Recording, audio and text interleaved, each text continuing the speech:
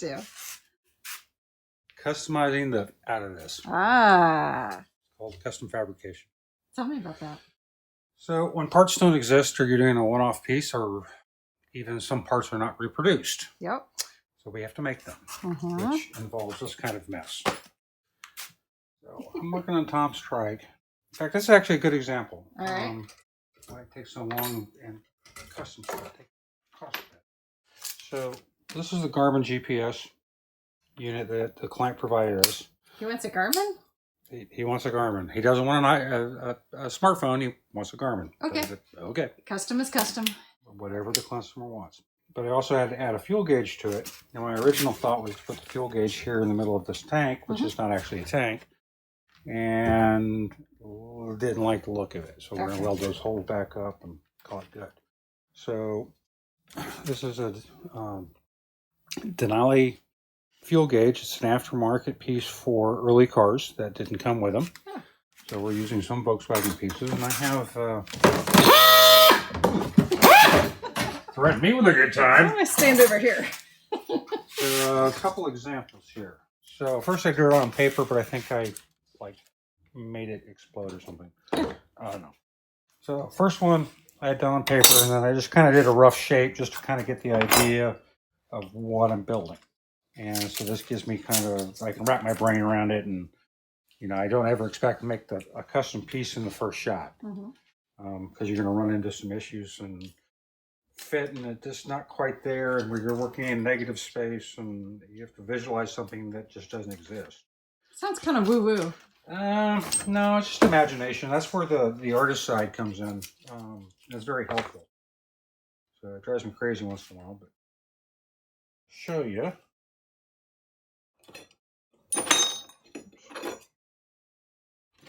I'm going to take that all apart and stuff it up. So this is my first blank. Okay. So the blank had to accommodate the Garmin, this, 4 mount holes, which are already pre-drilled into the tank. Okay. And so I made this first one, and I went, okay, is that going to work as far as, is it far enough in? Is everything going to fit? Because this is where the fuel gauge is going to go. So that was my first attempt. And I just crudely cut it out, didn't even finish it up, just because I knew it wasn't going to be quite right.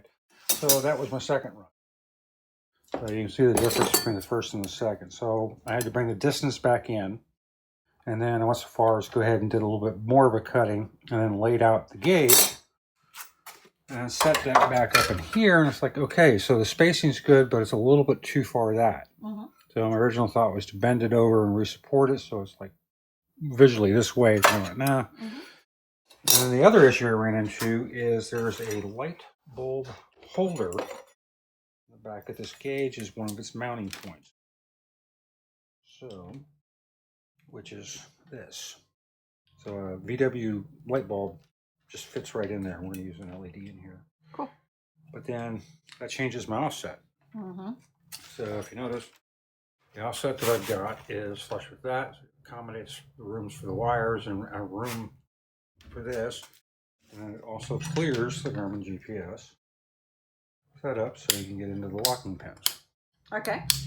And this is probably going to be the final one that we've got that I'm going to go with. And I'll probably make this one more now that I have all those dimensions to get them nice and pretty. I might clean this one up. I haven't decided yet.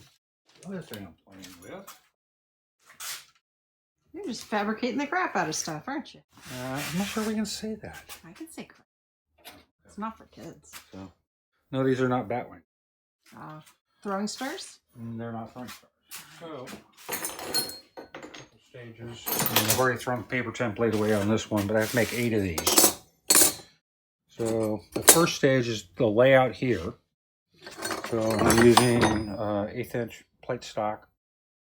And so what this is these are the brackets for the rear cage for the trike.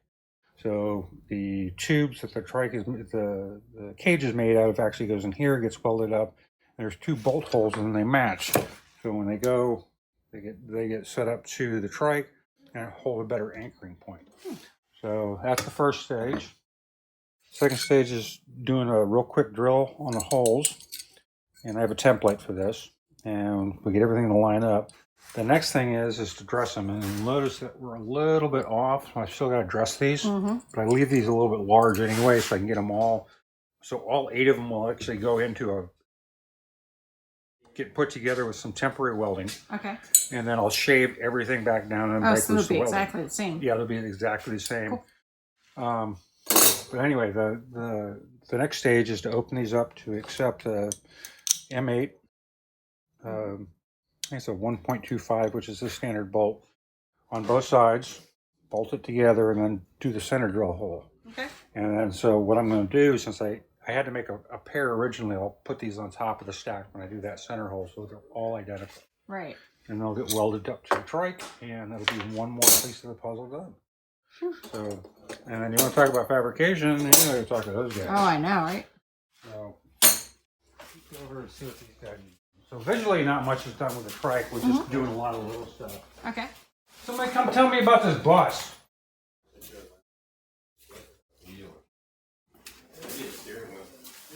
So there's less metal and more metal.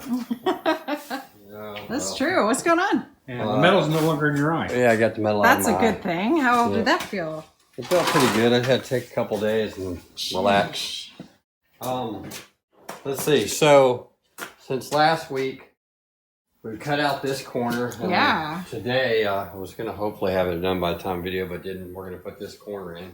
Nice. And then we can start tying the whole back in. So there's a lot to do that, trying to get it. But up here, we got our frame member in finally.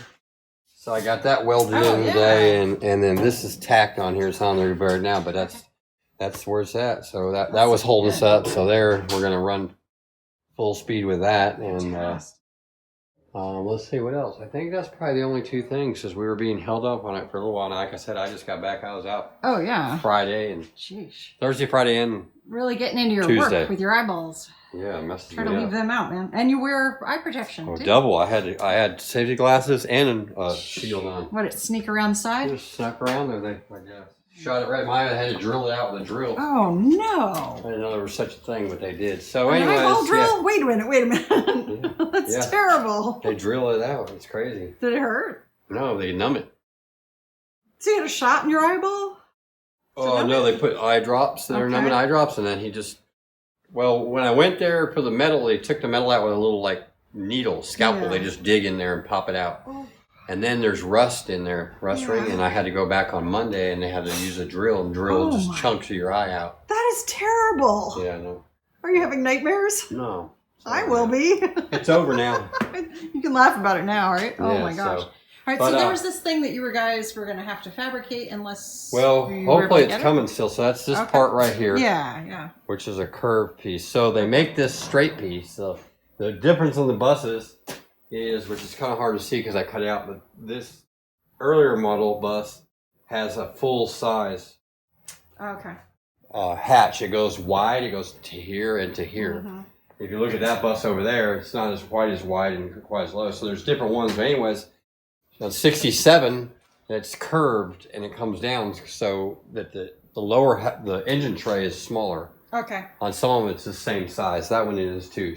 So we're going to, hopefully we got one coming from Florida from a donor bus. Great. And then if not, then we got to make that. But that, we decided not to let that hold us up too much because it's on the inside. So we're Yeah. going to mount this corner. Okay. Which this is what it looks like, so I can hold it up for everybody to see, because it's one big piece. We can just put it up there, kind of, and you can see. So this is the new corner, and that one we just did a 3/4, 2/3 of a deal here. This one's the full corner. So this goes right here, and she'll be all brand new. Oh, wow. So we're getting to put that on there, and then from there we can tie the back in. Yeah. And once it's tied in, the rest of the bus is on its own. The reason we still got these supports is everything from that floor back is just kind of hanging. And Okay. these supports are holding it. So once we get this on, we can this attach to the frame members in the back, and then the bus will be on its own. And then we'll cut all the supports out because it'll be all on its own little wheels. Fantastic. No It's more. really coming along. Yeah, I'll be glad when we cut all these supports out. Oh, 'cause yeah. it's hard It's to a get big in around milestone. them, and Oh, it's- sure. And Yeah. it means that we're to a milestone. That is a where big milestone. everything fits and everything. So. All right. But That's pretty cool. That's the gist on that. Oh, the other thing too is once we get this in, so the top of the box, which you guys will start seeing, it can be kind of detailed. So right now there's nothing up here. This is kind of free floating. This is a drip rail for when it rains. Obviously it goes around, and that's going to be replaced all the way around. This will go up here, and these rails attached to it. It's attached to the top of the corners. If you can see this one how it's all rusty right there. That's going to be new all the way across. So we'll have those going. That'll hopefully keep it from rusting for the next 20 or 30 years. That'd be good. And then that's going to be replaced all the way around along with the roof. So once we get the back corner put on, then we go up from there. All right. So hopefully by next week there'll be some changes that you can get to see. And Yeah, this is pretty cool to watch, though. yeah, we're getting there. It's getting there. So. Very nice. Shannon. Hello. We had like one buggy before, now we got 3. What's going on? Well, actually, since I've been working here, we've actually had 4 now. No, but I mean, like last week there was 1 in the shop. Now there's 3. Yes. Well, working on Mr. J. Howard here. He's come back online, so we're starting to reassemble his now.